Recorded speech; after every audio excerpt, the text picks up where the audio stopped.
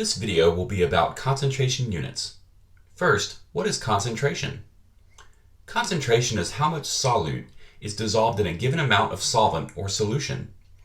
Think of it like tea. The longer that the tea bag is in the solution, the more solute, or tea, will dissolve into the hot water and the tea will be stronger. This is the concept of concentration. The tea particles are the solutes and the hot water is the solvent. When you mix them together, it makes a tea solution. A solution is a homogeneous mixture of two or more components. Since a solution is homogeneous, which means it is in a single phase, the concentration is the same whether you have a lot or a little solution. The solute is the component that is in the lower quantity, and the solvent is the component that is in the greater quantity. There are many ways to express concentration. One of the most popular is molarity. Molarity is represented by a capital M, which is sometimes italicized. Molarity is the moles of solute dissolved in a liter of total volume of solution. The molarity unit equals moles of solute divided by liters of solution. Since there are 1,000 milliliters in a liter, molarity may also be expressed as moles of solute divided by 1,000 milliliters of solution. Let's work an example problem here with molarity.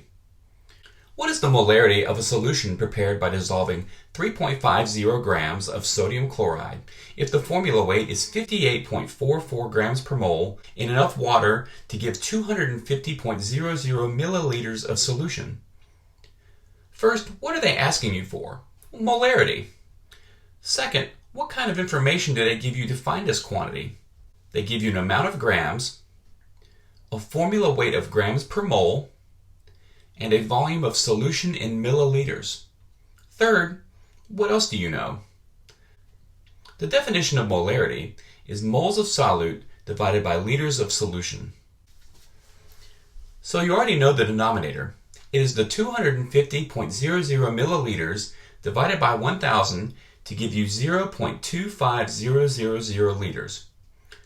To find the numerator, you will need to convert the grams they give you into moles. Fourth, how to find out what you don't know. Use the formula weight they give you as a conversion factor because its units are grams per mole. To find the number of moles of solute, take the number of grams of NaCl, 3.50 grams, and divide by the formula weight of 58.44 grams per mole to get 0.05989 moles of NaCl. To get the molarity, take the number of moles and divide by the volume of solution in liters. 0.05989 moles divided by 0.25000 liters, which equals 0.239 molar. Let's go over another example problem using molarity. How many grams of NaCl if the formula weight is 58.44 grams per mole contained in a 15.00 milliliter sample of a 2.50 molarity NaCl stock solution? First, what are they asking you to solve for? The amount of grams. Second, what kind of information do they give you to find this quantity? They give you a formula weight of grams per mole, a volume of solution in milliliters, and a molarity of the solution. Third, what do you know? The definition of molarity is moles of solute divided by liters of solution. So you already know the denominator. It is the 15.00 milliliters divided by 1,000 to give you 0.01500 liters. Fourth, how to find out what you don't know. We need to rearrange the molarity definition. To find the number of moles of solute, multiply the molarity, whose units are moles per liter, times the number of liters to get the number of moles. 2.50 molar times 0.01500 liters equals 0.0375 moles. Then use the formula weight they give you as a conversion factor because its units are grams per mole. To get the number of grams, multiply the number of moles calculated times the formula weight.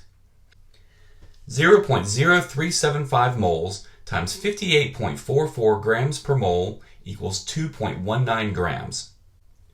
Another way to express concentration units is molality, which is moles of solute dissolved in a kilogram of solvent. Molality is represented by a lowercase m, which is sometimes italicized. Molality is expressed as moles of solute divided by kilograms of solvent. This is a little different than molarity because we are dividing by kilograms of solvent, not solution, like we do in molarity. This will come into play with our concentration conversions.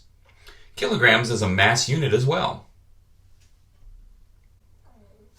An example problem involving molality is a solution containing 4.5 grams of potassium nitrate, KNO3, whose formula weight equals 101.10 grams per mole, is dissolved in 350.0 grams of water. What is the molality of the solution? First, what are they asking you for? Molality. Second, what kind of information do they give you to find this quantity? They give you an amount in grams of a solute, a formula weight of grams per mole, and an amount of solvent in grams.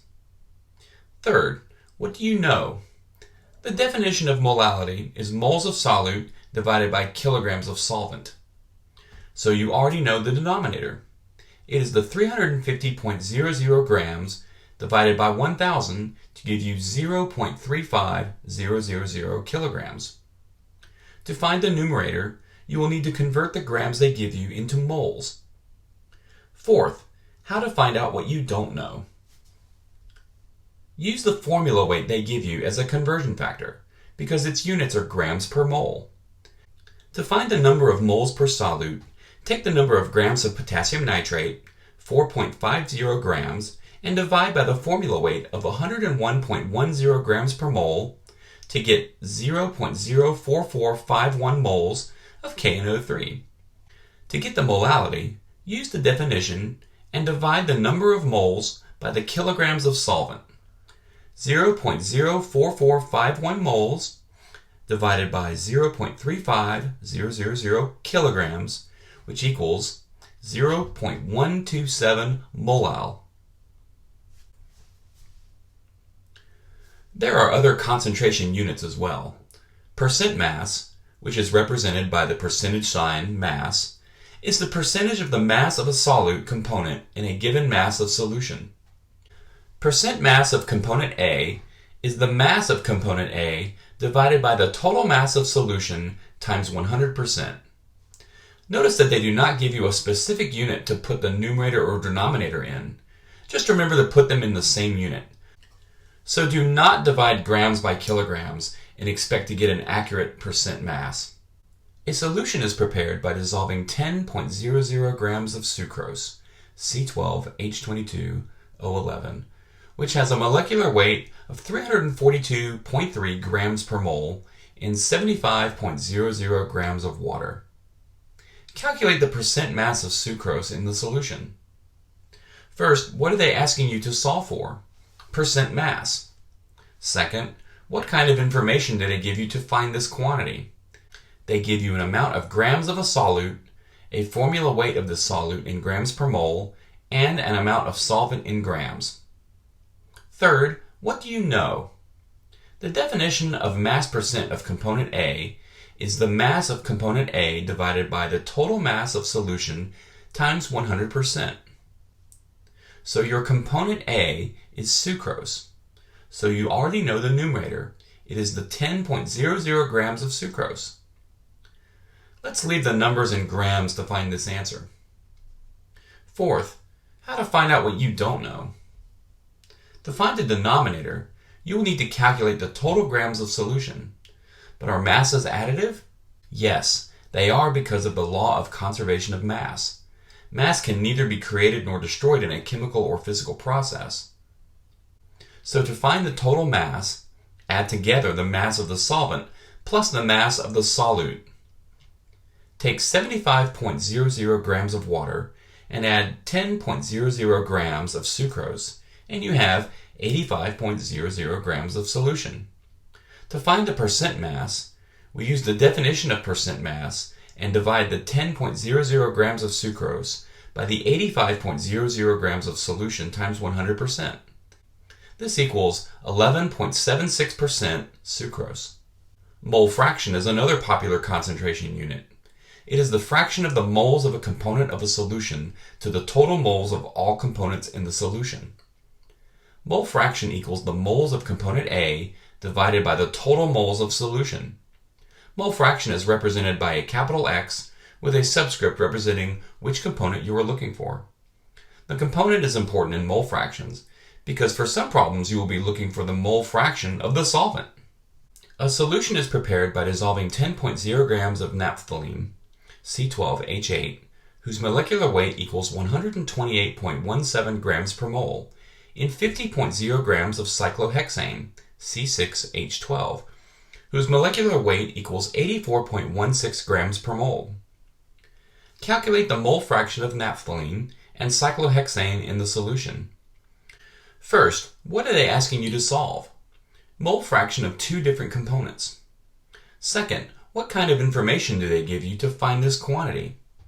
They give you an amount in grams of both components of the solution and the molecular weight of both components. Third, what do you know? The definition of mole fraction is the moles of a specific component divided by the total moles of solution. Fourth, how to find out what you don't know. Use the molecular weights they give you as conversion factors because their units are grams per mole. To find the number of moles of naphthalene, take its number of grams, 10.0 grams, and divide by the molecular weight of naphthalene, 128.17 grams per mole, to get 0.07802 moles of naphthalene. To get the moles of cyclohexane, take its number of grams, 50.0 grams, and divide by its molecular weight of 84.16 grams per mole to get 0.5941 moles of cyclohexane. To find the denominator, you will need to calculate the total moles of solution. But are moles additive? Yes, they are for the same reasons that mass is additive.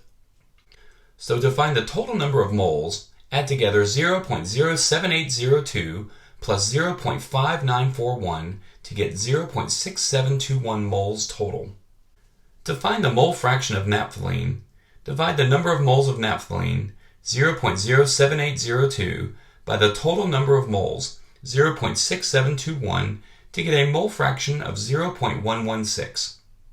To find the mole fraction of cyclohexane, divide the number of moles of cyclohexane, 0.5941, by the total number of moles, 0.6721, to get a mole fraction of 0.884. One thing to realize about mole fraction is that all components of a solution's mole fractions should add up to 1. This is a good way to check your answers. In our case, they do because 0.116 plus 0.884 equals 1. The last concentration unit you will be responsible to know about is parts per million, or ppm, parts per billion, or ppb, and parts per trillion, or ppt. Parts per million is a dimensionless ratio of 1 part of solute per 1 million 10 to the 6 parts of solution. Parts per billion is a dimensionless ratio of 1 part of solute per 1 billion parts of solution, 10 to the 9. Parts per trillion is a dimensionless ratio of 1 part of solute per 1 trillion, 10 to the 12 parts of solution. Now you know all the basic concentration units, and you should have some experience with problems that involve them. The only way to master this material, however, is to practice the problems by yourself.